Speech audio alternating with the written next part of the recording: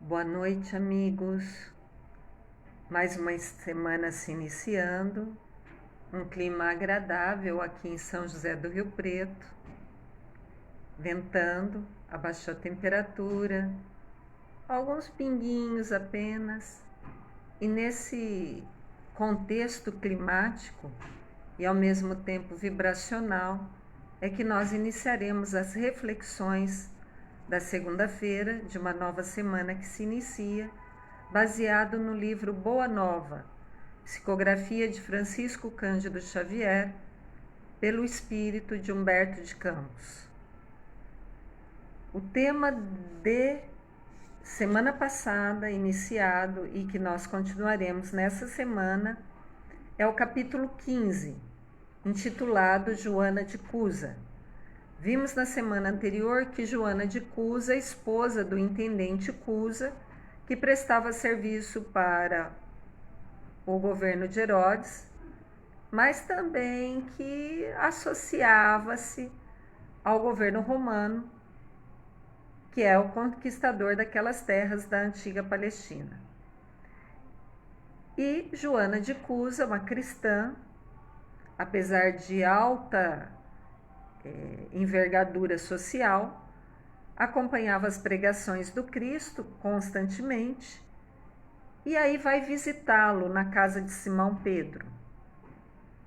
E já teve um diálogo relatado na semana passada e essa semana uma pergunta que dirige a Jesus com relação às dificuldades familiares que ela está tendo com o seu esposo, que não é cristão. Pergunta ela então, Joana de Cusa, ao Mestre Jesus: Mestre, sinto dificuldade extrema para um entendimento recíproco no ambiente do meu lar.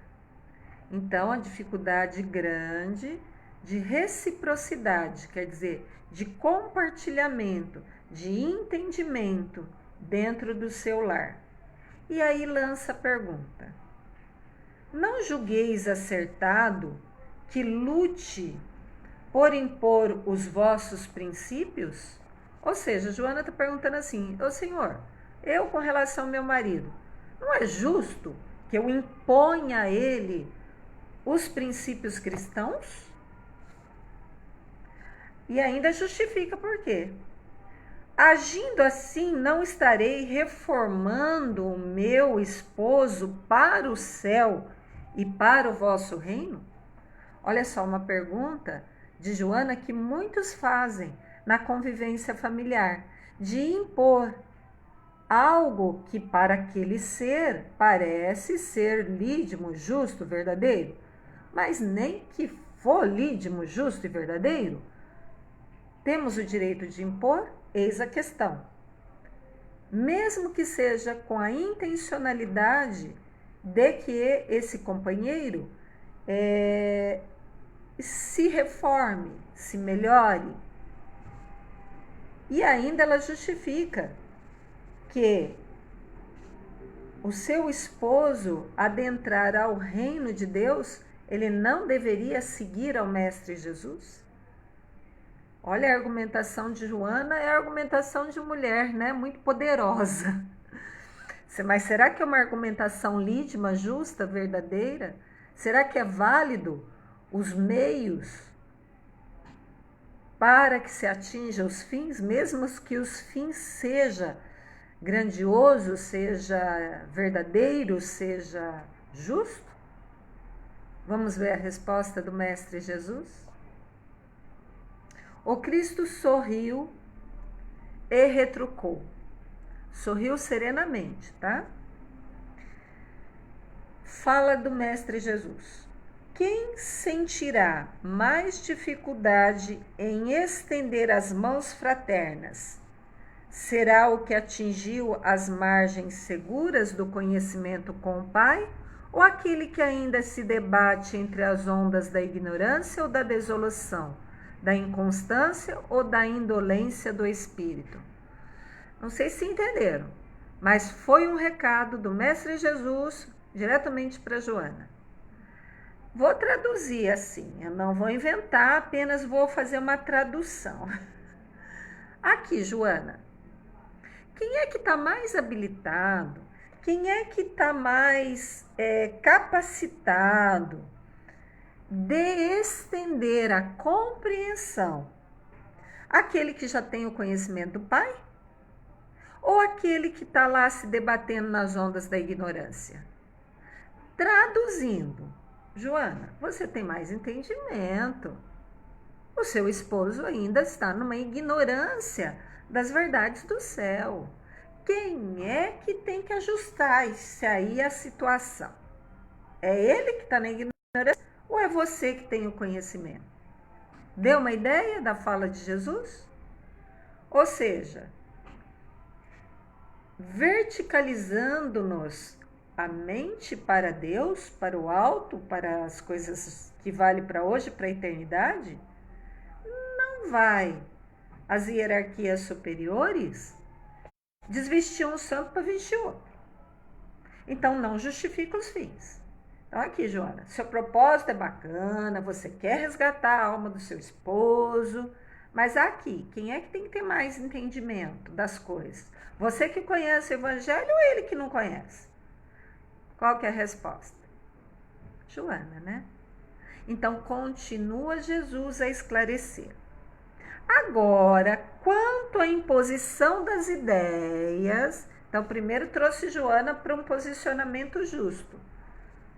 E Joana estava equivocada, mesmo aparentemente com uma finalidade boa, que é de resgatar a alma do marido para o cristianismo. Mas não justifica. Porque existe a lei do livre-arbítrio. Se nem Deus interfere no livre-arbítrio, porque é uma lei dele, ele não vai revogar nenhuma lei dele. Isso é incoerência. E para Deus não há incoerência. Então, trouxe Joana, situou na posição em que ela deve estar. Ela não pode interferir no campo de escolha do seu marido, mas ela pode interferir no seu campo. Ela pode escolher. E em ela escolhendo, ela se torna um exemplo. É isso que Jesus falou. Agora, Jesus vai falar quanto à questão de impor as ideias. Então vamos lá. Por que motivo Deus não impõe a sua verdade e o seu amor aos reinos tiranos da terra? Presta atenção que a técnica de Jesus de nos ensinar é através da pergunta que nos faz levar a alguma consciência. Então pergunta a Jesus. Aqui, Joana, você está querendo impor algo ao seu esposo. Mas aqui, vamos pensar. Por que é que Deus não impõe? Hã? Alô? Caiu nossa ficha. A gente quer impor para o outro, mas Deus não impõe nem para o outro, nem para nós. Nem que seja verdade, nem que seja o amor verdadeiro e puro. Ele não impõe. Por que a gente quer impor? Então continua Jesus. Por que motivo Deus não impõe a sua verdade e o seu amor aos tiranos da terra? Por que não fulmina com um raio o conquistador desalmado que espalha a miséria e a destruição com as forças sinistras da guerra? Por que será? Por que será que Jesus não impõe? Por que será que Deus, nosso Pai, cujo Jesus veio representar como é que o Pai opera, Deus não impõe? Por que será que Deus não fulmina com raio alguém que está operando no mal, na destruição, interferindo nos outros, na vida dos outros, nas instituições? Por que será que Deus não faz isso? Por que será que Deus não estende uma inibição a seres que estão operando no mal e incomodando a uma coletividade toda? Por que será que Deus não atua assim, interferindo? E a gente quer interferir, né? Aí vem a resposta de Jesus, porque ele fez duas perguntas para trazer Joana de Cusa a compreensão de máximas maiores. E ele vai responder, por que Deus então não interfere, não revoga o livre-arbítrio, porque Deus não impede que um sanguinário desalmado atue, por que não? Por que Deus não impede que instituições roubem, matem? Por que Deus não fulmina com raio essas ações inconsequentes e intoleráveis para aquelas consciências despertas do século XXI? Por que Deus não impõe? Por que Deus não interfere? Por que Deus não impede? A sabedoria celeste não extermina as paixões, transforma-as. Ai, que delícia de definição! A sabedoria celeste não extermina paixões, porque exterminar é algo externo. Daqui a pouco elas retornam. Não é inibitório. Como é que Deus atua? Transmutando. Porque em transmutar, em transformar, isso é algo que se persiste para a eternidade, porque é patrimônio da alma. Imposição é algo que pode gerar até desconforto, revolta, mas a aceitação de que se está equivocado é mais efetivo a nível de aprendizado para a alma imortal. A sabedoria celeste não extermina as paixões, transforma-as. Aquele que semeou o mundo de cadáveres desperta às vezes para Deus apenas com uma lágrima. Olha que bacana! Que é o caso descrito, por exemplo, no livro Libertação. Gregório, um chefe de trevas, séculos operando o mal, atrapalhando a vida de encarnados, criando transtorno para desencarnados. Quem leu aquele livro sabe.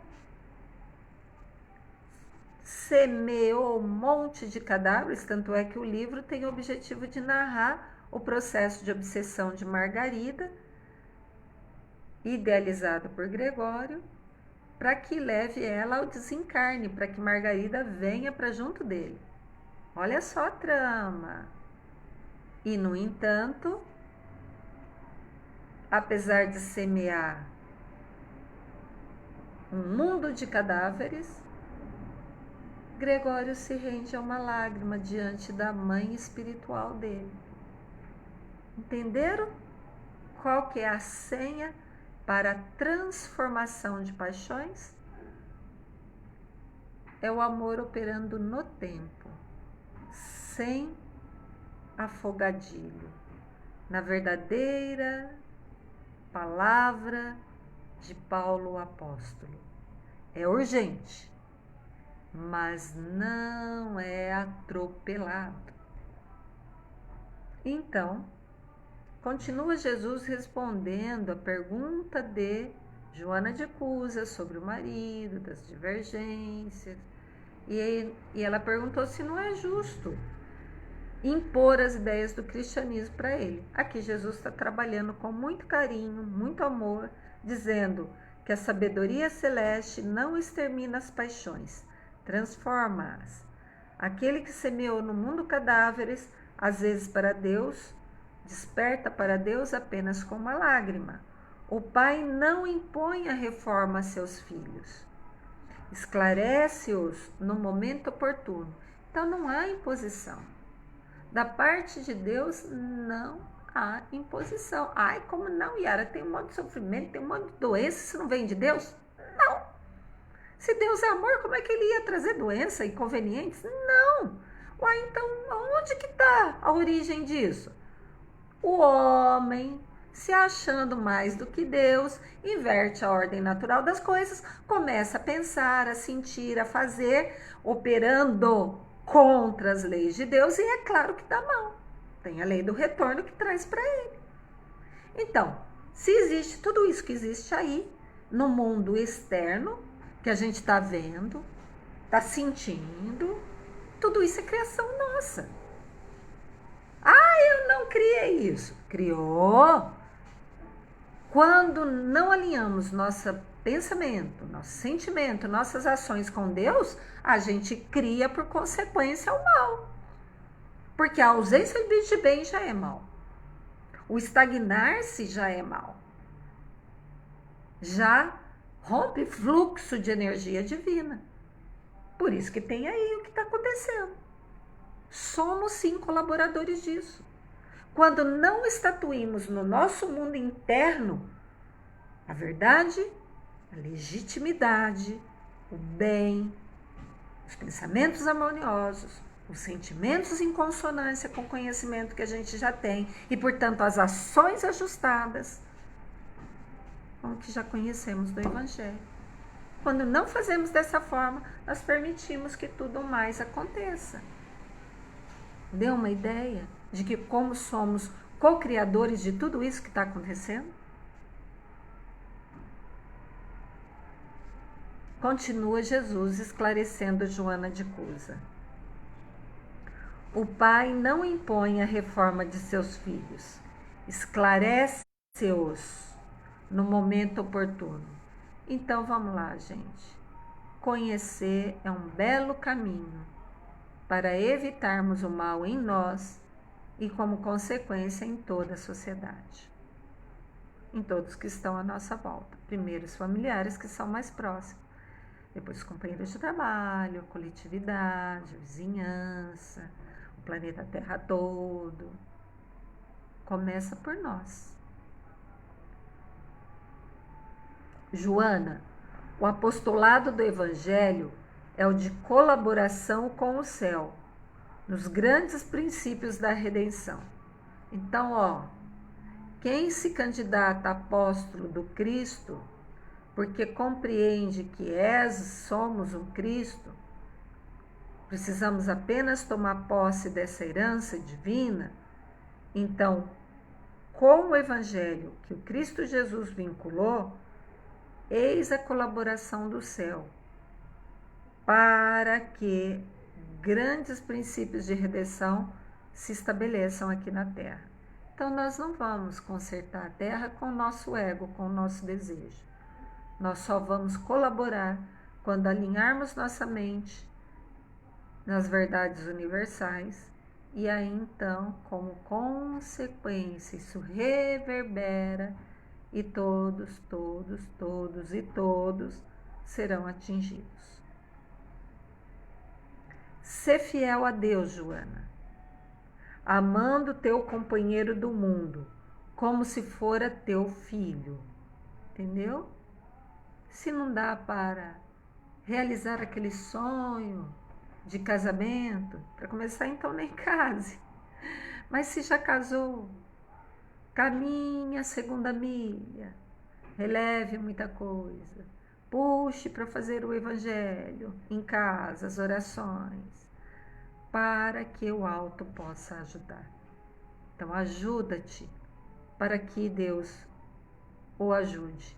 Porque quando a gente se autoavalia, reconhece onde é que estão as falhas, com sinceridade e boa vontade, faz planos de como mudar, nós estamos ainda assim, sujeitos a ações externas, em consequência da lei de que realizamos antes dessa existência. Tenhamos em clareza isso. Por quê? Por que Yara está falando sobre isso?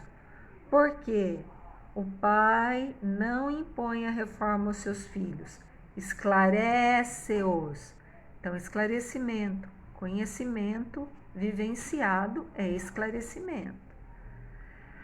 No momento oportuno, Deus manda o esclarecimento. E se a gente já atinge um patamar de conhecimento, já vem outra fatia de outro bolo para que a gente possa comer. Até que a gente coloque a cerejinha do bolo, que é no momento de saída dessa existência, a gente ter seres que nos rodeiam e que possamos compartilhar isso com amor. Deu uma ideia? Se não deu, mandem aí os recadinhos, meus amigos.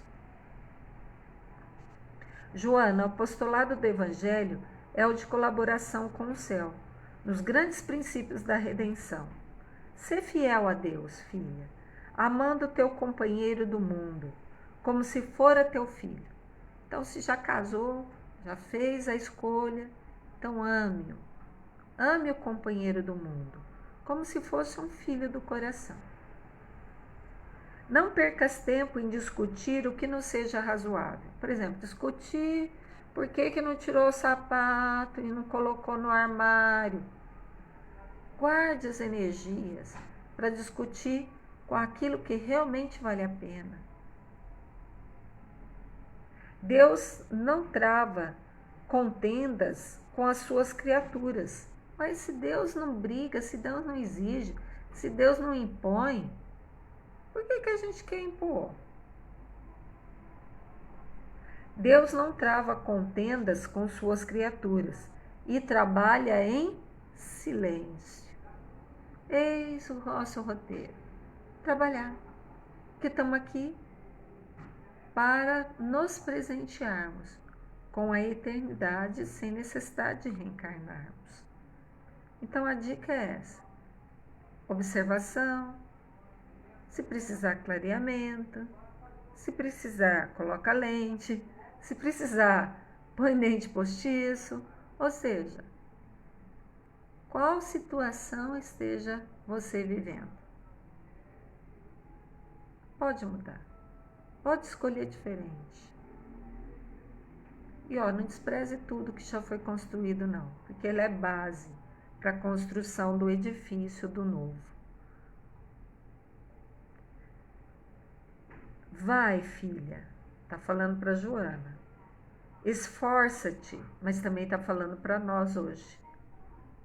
Esforça-te também no silêncio, e quando convocada ao esclarecimento, fala o verbo doce ou enérgico da salvação, segundo as circunstâncias. Olha que bacana, Jesus está dando a dica para que a gente trabalhe, opere em silêncio por toda a criação, quer dizer, é por todos, não é só para os que eu não gosto, é para aqueles que eu não gosto também não, para todos da criação. A gente pensa só em ser humano, e aquele bandido, aquele mau caráter. Se tiver oportunidade, ajuda, se não tiver, passa. É isso que está falando aqui. Então, vou ler de novo. Não percas tempos em discutir o que não seja razoável.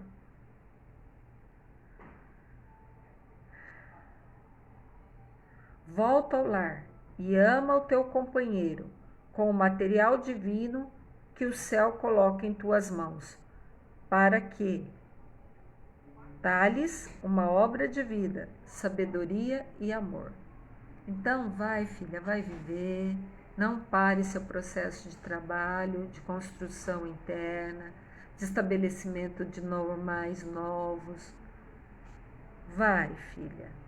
Esforça-te no silêncio, também para ficar lardeando. Estou fazendo faculdade, estou no primeiro ano. A faculdade tem quadro de esportes. Não. Ele fala aqui, né? O verbo doce ou enérgico da salvação. O que eu mostrei é o doce, tudo docinho. E aí esquece o outro lado da moeda. Ou seja, esquece de que tem outros seres da natureza junto conosco e que pensam diferente. Joana de Cusa experimenta um brando alívio no coração, enviado por Jesus, um olhar de carinho e agradecimento. Ainda assim, Joana ouviu as últimas palavras: vai, filha, sê fiel. Então não importa o conceito do outro, se o outro está aceitando, se o outro está sorrindo, se o outro está fazendo suas necessidades, não importa.